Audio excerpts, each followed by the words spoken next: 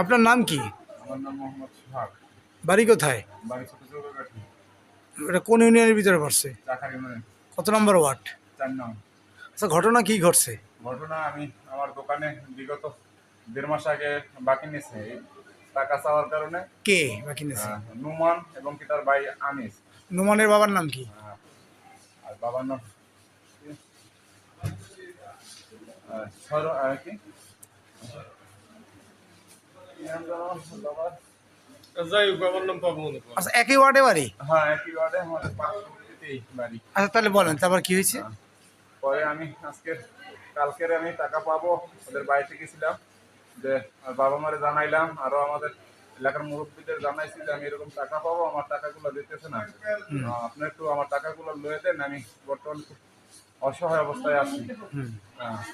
এরপরে কথা বলায় কালকে আমার হুমকি দিতেছে, আমাকে চাপাটি দিয়ে কোপাইবে আর পিস করবে, এরকম আরো লোকজন আমাদের বাড়ি বইয়া হুমকি দিতেছে, আমার মার দরকার। অনেক হুমকি দিতেছে কে কে? আনিস, কালকে হুমকি দিতেছে আমার আনিস।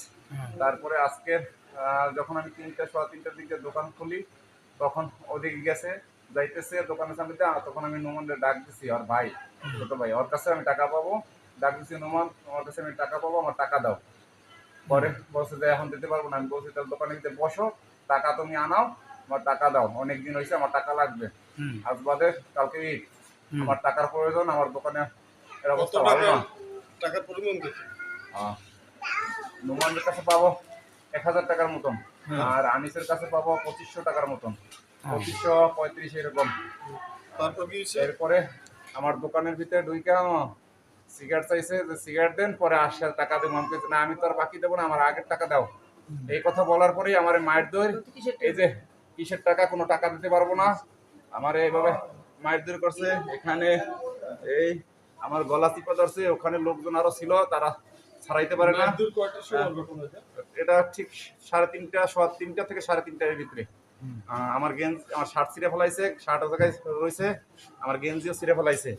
এবং কি এইটা আবার একটা বাচ্চা দেয়া আমার ওয়াইফকে সংবাদ দেওয়ার পরে যেরকম কাকার ধরে মারধর করতেছে, তখন আমার ওয়াইফ এসে আমার ফিরানোর জন্য চেষ্টা করছে, তারে বলছে যে আমিও তোর বোন, তার বাইরে ছাড়, আমারও ছাড়াইতে চেষ্টা করছে, তারও ছাড়ানোর চেষ্টা করছে।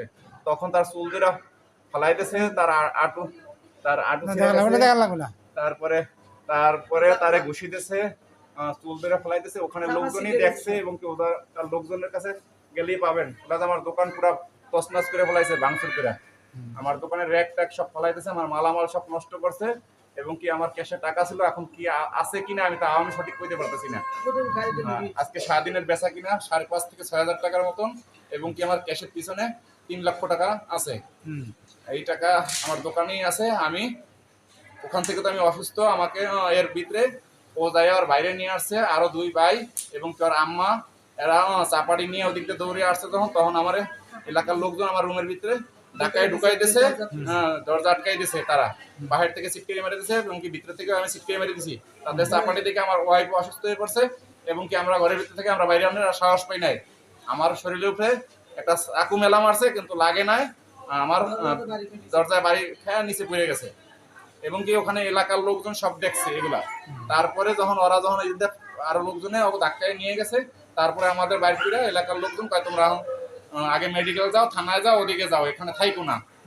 আরো লোকজন নিয়ে এসে যদি তোমাদের উপরে আবার হামলা করে, তখন আমাদের ভ্যানে ওই জায়গার লোকজনই উঠে দিতেছে। আমাদের এতটুকু শক্তি ছিল না যে আমরা যে দুজনে আসবো মেডিকেলে, সেই রকম শক্তি আমাদের ছিল না। কারণ মারধর করার পরে আমি মানে খুবই খারাপ অবস্থায় ছিলাম, আছি 2-3 ঘন্টা একটু রেস্ট নেওয়ার কারণে একটু কথা বলার মতো নিয়ে আছে। আমার গলায় চাইপা ধরছে, এবং কি প্রায় 3 থেকে 4 মিনিট চাইপা ধরে রাখছে, লোকজনে ছাড়াইতে পারে না, আমার গলা ফুলে গেছে, এবং কি কথা বলতে কষ্ট হইতেছে। এই গলা চাপি ধরছে কে কে? নোমান। হ্যাঁ। আচ্ছা, যাই হোক, এখন আপনার কি থানায় কোনো অভিযোগ দিয়েছেন? আমি থানায় অভিযোগ দিতে গেছে, আমার আব্বা এবং কি আমার মেয়ে গেছিল। অভিযোগ নিয়েছে কিনা আমি প্রথম অভিযোগ দিতে গেছিলাম, তারা বলছে যে আগে ট্রিটমেন্ট করেন, অভিযোগ পরেও নেওয়া যাবে, আগে ট্রিটমেন্ট করেন, আপনি অসুস্থ, আপনার হাত থেকে রক্ত পড়তেছে, আপনি আগে ট্রিটমেন্ট নেন। এই বলে আমার থানায় পাঠিয়ে দিয়েছে আমাদের দুজনের।